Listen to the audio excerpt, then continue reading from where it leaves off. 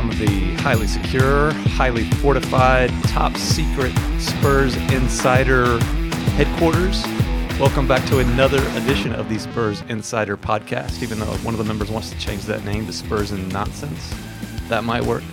I am joined by sports editor Nick Talbot, the great Nick Talbot, the immortal, the incomparable Tom Ringo Star Orsborn, and also Jeff McDonald.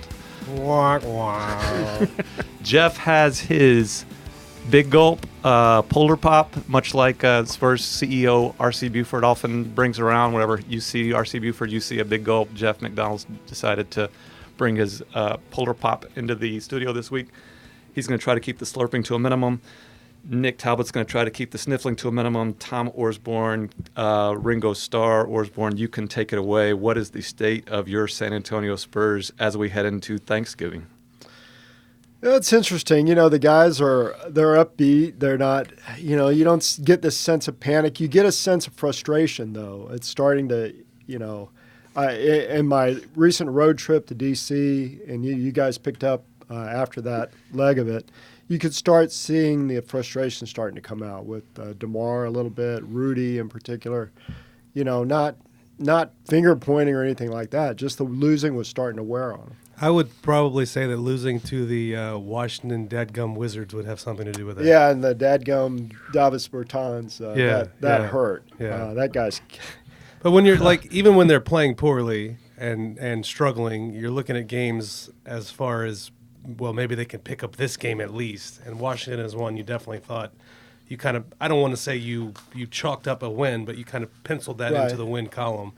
And if you're trying to fight out of this hole, losing on the road to Washington, even though Bradley Beal is a fine basketball player and Davis Bertans is Latvian for Larry Bird, you still got to win that game, and they did not. And so many of them, they're in there. It's within their grasp, and that's what's really hurts those guys. They hung with the Lakers for a while. For a while. Yeah. The idea of whether or not this team can finish, I think that continues to be a continuing question. There's lots of continuing questions with this team, but what do we think about? Is that improving at all? Just late game type of stuff? And it's so funny. Just a while ago, it was the bad starts. Now it's the bad finishes. Yeah. Well, I would say earlier it was the bad starts and the bad finishes, and now they've taken care of one of those. Right. So we're plugging holes in the dam. They're on the right track. Yes. They're on the. What struck me about the little Philly New York trip that Jeff and I took is how much of an apparent concerted effort Pop is making to stay positive. He's at that point now where his best teams over the years, when they were actually championship contenders, he would go out of his way to find stuff to just nitpick about and get upset about and overreact.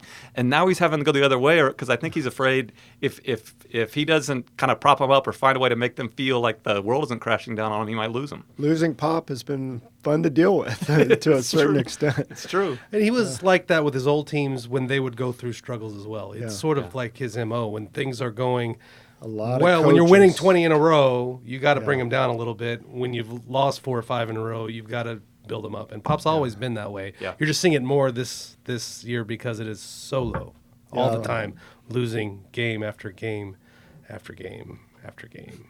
Then playing New York and then losing game after game. A lot of coaches are like that. Parcells was like that. I hate to go back into that era for me, but Tom Orsborn was a vaunted. Now tell our listeners at home, who is Bill Parcells?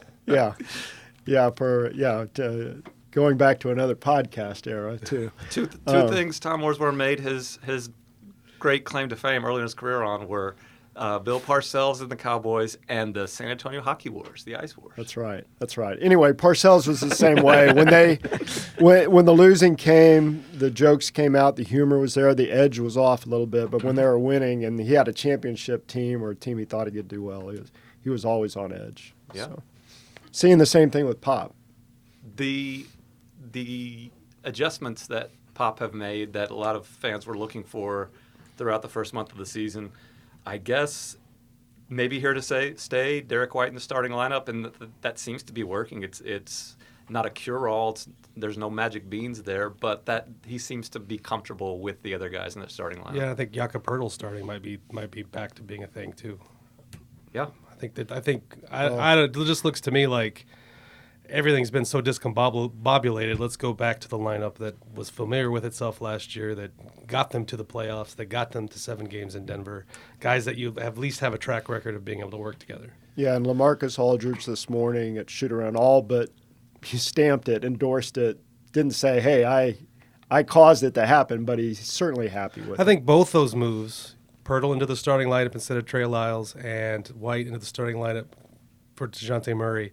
I'm not saying that LaMarcus requested it or demanded, but they're 2 moves made with LaMarcus in mind. He is happy with it. He's on record saying he loves playing with 2 bigs, which means he wants to play with Jakob Poeltl.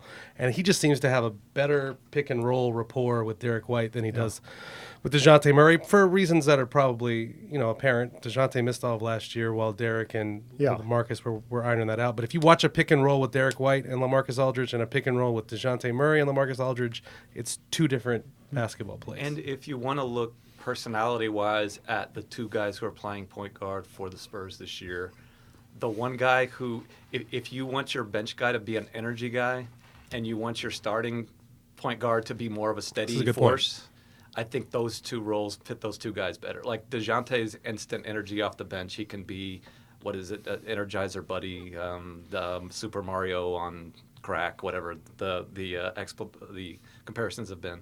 He can do that off the bench and provide you with some kind of jolt.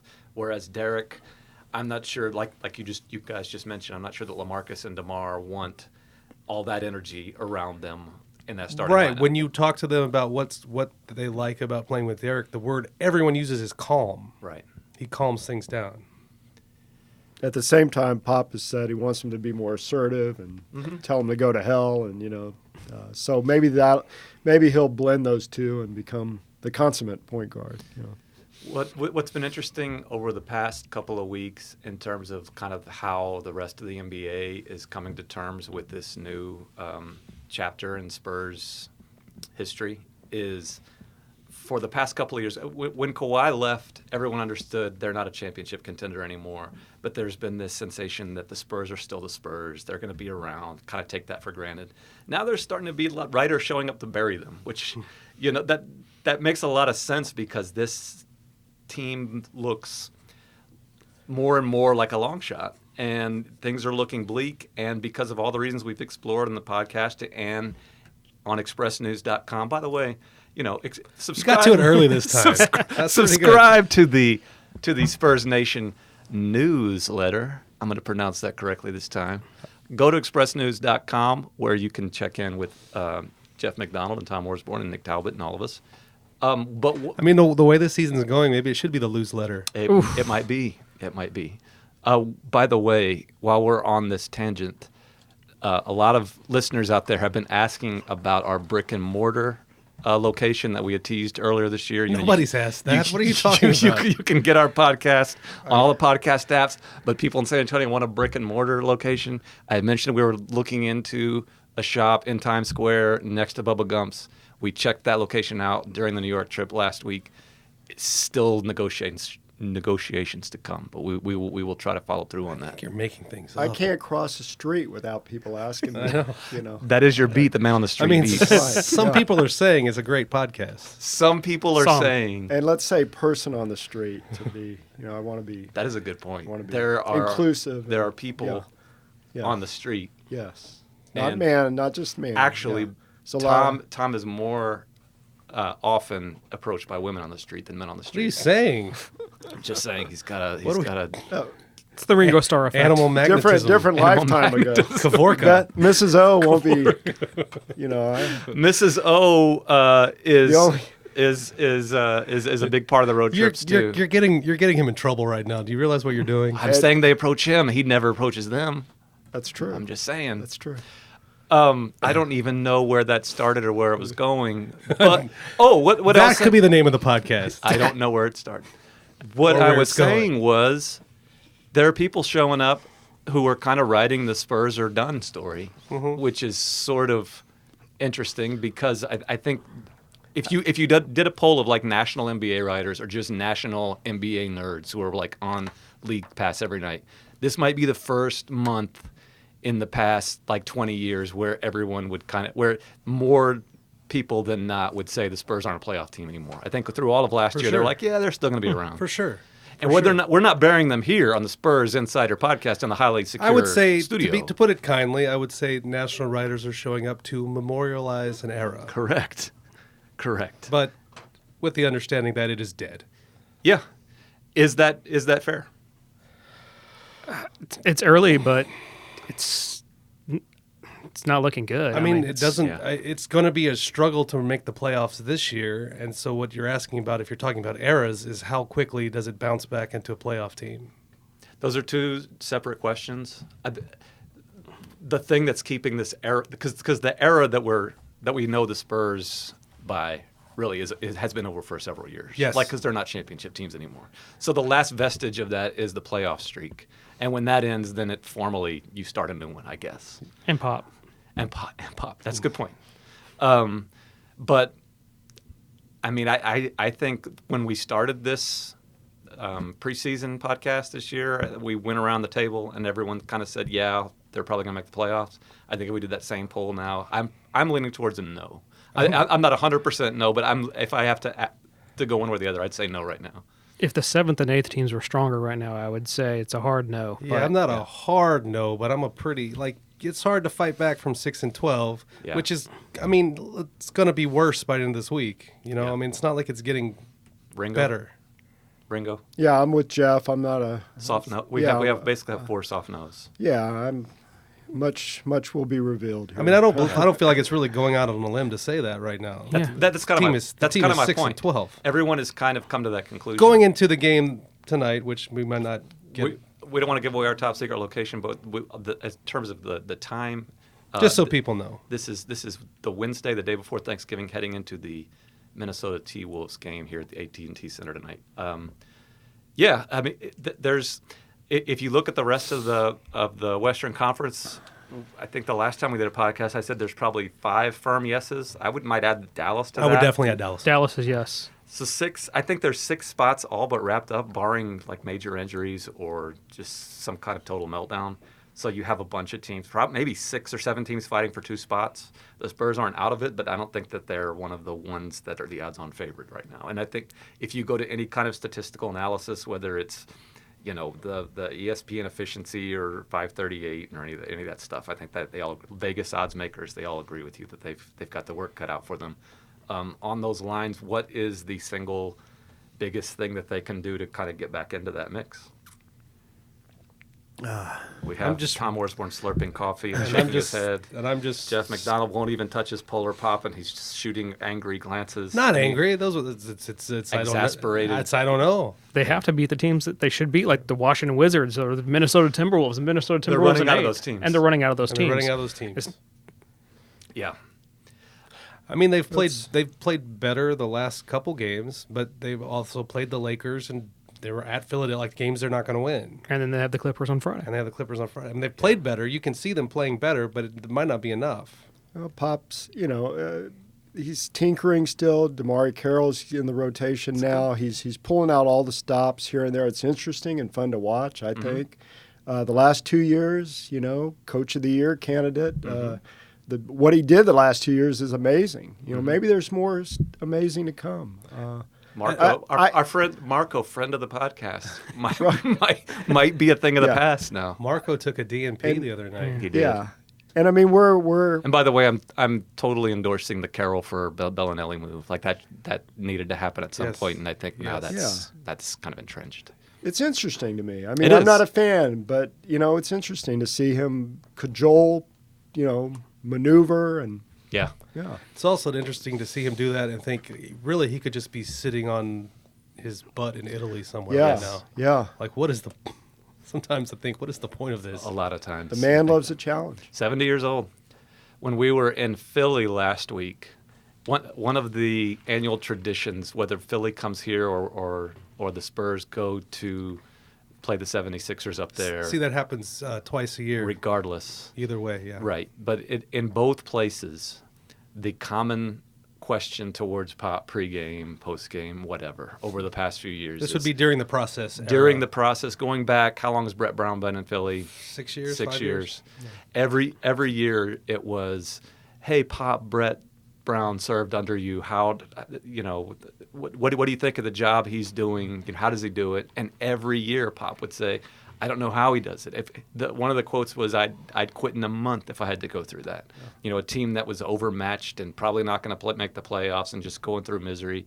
And what was funny last week is you could have asked Brett Brown the same thing about Pop, and in fact we did.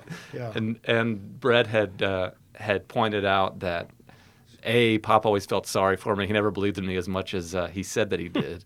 But also that he didn't need to pick Pop up because he thinks that Pop's going to be just fine, and he's treating every game like it's Game 7 of the NBA Finals and blah, blah, blah. So we go down the hall and ask Pop that question, or I started to ask him that question, and then he went off on one of the better impersonations of a national public official that you've ever seen. Mm-hmm. He said, "Are you implying that we are going through tough times? We're actually, what he said, we're kicking ass, and it's fake news that we've lost all these games, and you guys are scum for even attempting a witch hunt. It's a witch hunt. Human scum." But to Tom's point earlier, I think Pop sees this as a challenge and is having as much fun is probably the wrong word, but he's getting as much enjoyment out of this as he can because it's something that they just haven't dealt with before, and he's trying not to be all doom and gloom because that doesn't help anybody. I love his attitude. I really do. I love the humor in it, and he said something in Dallas that I've heard him say many times before, but it really resonated with me on this trip. Someone said, "How do you rate what you're doing right now?" He says, "I don't rate myself. I don't rate myself. I do what I do, and that's it. You live with it." Yeah, it's great advice for anyone not to turn this into a self-help not to turn this into now. a self-help podcast. But I think it's interesting. That's part of the stuff that goes along with covering a losing team or a team that's struggling, and in their case, struggling to retain what they've been.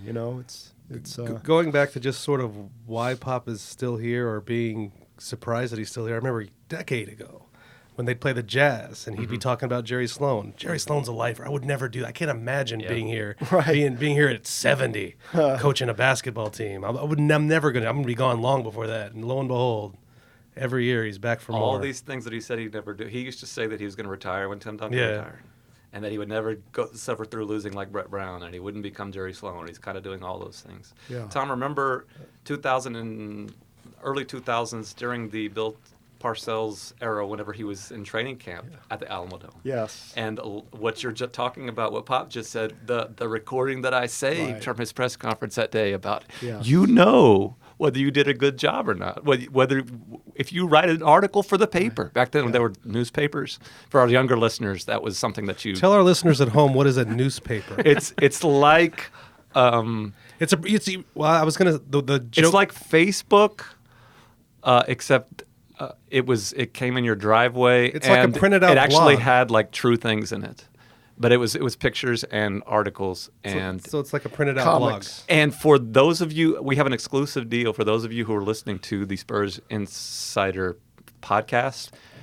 We will allow you to subscribe to a newspaper, like call up expressnews.com, call the San Antonio Express News. We can hook that up for you. You can get a newspaper in your driveway, on your apartment door for a very, very reasonable price. It's really, really, really cool. And I think they're all going to make comebacks. It's probably less than you can sponsor like a starving child in Africa. Let's not do that. Let's not. You should do both. But anyway, Bill Parcells' point was, you know what you've done at the end of the day. Don't worry about what other people think of you. Just make sure that you kind of do what you can be proud of. And I think that's what Pop's talking about right now. Go home and pet the dog, he used to say. And, that's it. But I also think some of those guys, they say that, and then they go home and kick the dog. Absolutely. Absolutely. Yeah, absolutely. And maybe not. There's say absolutely. There's sort of the famous Pop, Yeah. it's only basketball. Right. I got better things, but it's just, some days it's just killing him behind. I guess my point is, from our standpoint, you remember these things more than you do, say, a championship year. Jim Haslett coaching the Saints here during the toughest of seasons for any franchise. You remember things he went through and how he navigated it. Yep. Those things stick with you as a reporter. Yep, for sure. And and for a group of reporters, not just us, but everybody who's kind of covered the Spurs over the past 2 decades, not to say that you want to see them lose, but it's interesting to deal with a different kind of story for the first time in forever. We're not saying that this is going to be the year when they when they miss the playoffs, but that there can be compelling storylines there. We were talking about lineups earlier, and one thing that's kind of the big matzo ball that's out there, to use the Jerry Seinfeld thing, is Tom sitting in front of Tom right now. The Spurs dropped off a DeMar DeRozan bobblehead, HEB bobblehead, which I guess is going to be available to people.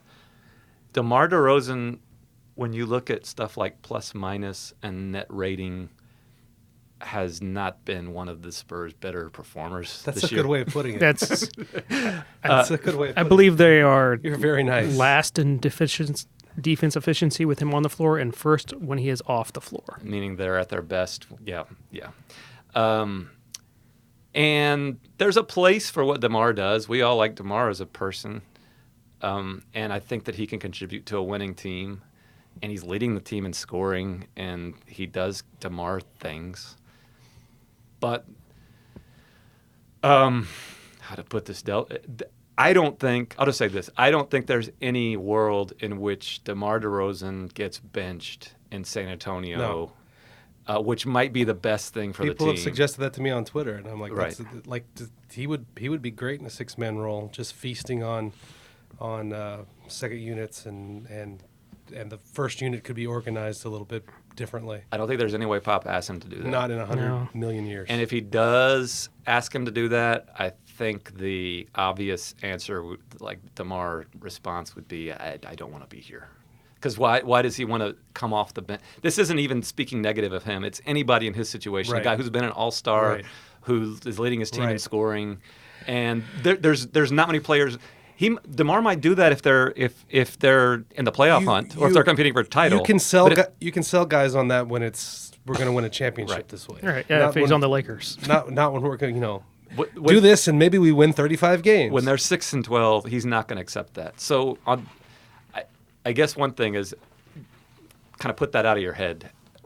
If you're a Spurs fan, hoping that maybe let's see DeMar come off the bench. People Like, want that's to not gonna work. people want to send me all these lineups they want to do, and I'm like, well, if it doesn't have DeMar DeRozan and LaMarcus Aldridge in it, it's not going to happen. I agree, and we're not saying that's correct or we're not saying that's not the most optimal lineup for the Spurs. It might be, but you have to think about chemistry. You have to Right. think about how people get along. If all these players were just numbers on a page, just robots with no Right. brains or emotions, then maybe you would organize it differently. DeMar still, I think another thing that we've learned over the past month or so is I don't see any way that the Spurs are going to extend him Yeah, I don't think before next summer. I think so. So lots of things to think about. We're winding down here today, but one thing to watch over the next month or so is if things go the way they're going now and it becomes more and more clear that the Spurs aren't going to make the playoffs and you have a guy whose option is up next summer and you're not going to extend him, maybe you find out if there's takers out there, if anybody's interested in him. And I think there will be. For sure. Oh, For yeah. sure. Yeah. He would fit well on a lot of teams. It just doesn't fit well with this team at this moment. Right. Yeah. And then when you get into that, you're just, at that point, I think you are you've pulled the plug on this season. Yeah.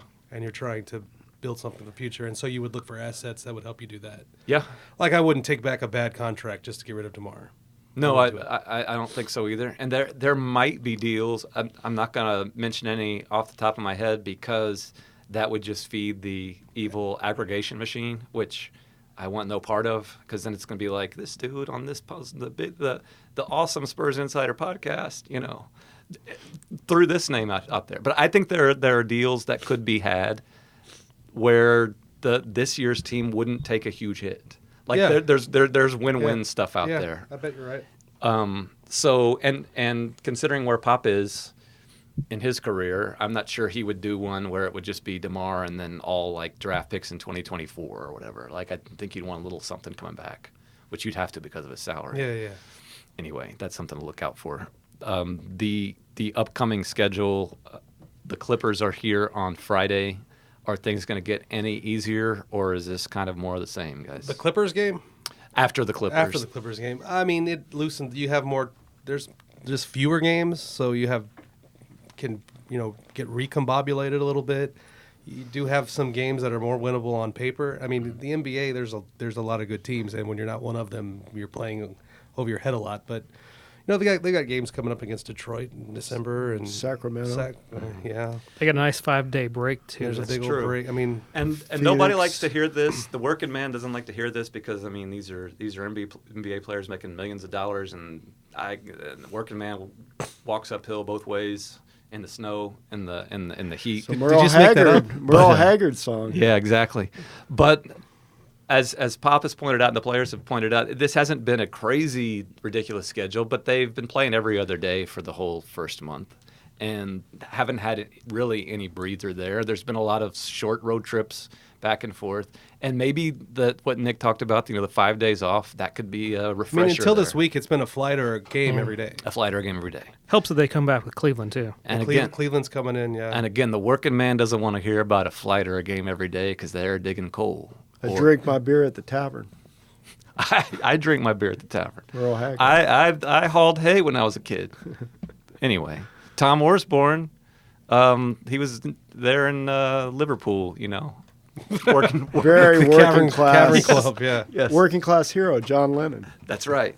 So anyway, we are not asking the working man to feel sorry for the Spurs because they have a flight or a game every day, but their Spurs might be a little refreshed when that slows down a little bit. But if you had a flight or a game every day, I have a lot of points. But you might also suck at your job every now and then. That's true.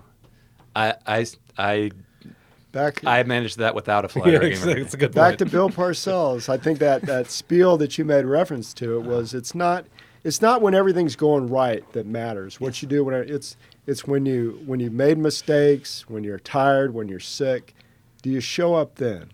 That's true. That was part of that I don't. speech. Yeah. I don't. I stay home and curl up in the fetal position. But anyway, that was a Fetal memorable position. speech, and I know you taped it. And Yeah. we had I a lot still of have it on fun with tape. that. Tony Parker famously once asked, was it Buck? Yes. Johnny. He asked Johnny Ludden to explain. This was early in Tony's career, first or second year. To explain a Buck Harvey column. Why does Buck say I was in the fetile position? Or what does Buck mean by fetile position? Pretty good. Manu had a memorable. I had a one-on-one with Manu his last season where Okay. I wish I had taped that. I had a one-on-one with Manu. Because he went into that whole thing about, hey, we stay in great hotels, we have a great life. Why should I Manu's complain? done that many times. Yeah. Manu was really good about that. Pop is good about that. Yeah, it was one. Yeah, it was him echoing Pop. Yeah. But I wish I had taped that. That was How can you nice. not be up for this? Anyway, I'm sorry to offend the working man. I'm sorry. Lord have mercy on that guy. I'm sorry that Jeff wasn't better in this podcast. Like the rest three of us were good. He was not, but that's just kind of what we expect.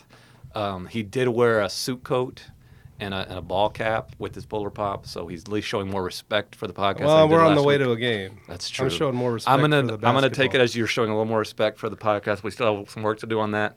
I just want to be on record to say I have no respect for this. How about the memorable Just so everyone knows. Tom Benson speak? My We can't- Lord. That you and I talked about for years. We will get into can't that talk at it. some point. Yeah. But until the next one, maybe Ringo and I will talk about Tom Benson next time. In the meantime, go to expressnews.com. Subscribe to that Facebook for your driveway thing that I was mentioning earlier. You can get a newspaper subscription. It's just the bee's knees. You're gonna love it. Did I say Spurs Nation newsletter? You can get this podcast, Apple Podcasts, Spotify, Overcast, Sketcher, all that stuff. And I guess that's it. Until the next time. Happy Thanksgiving. Happy Thanksgiving. Take care of each other and keep it real.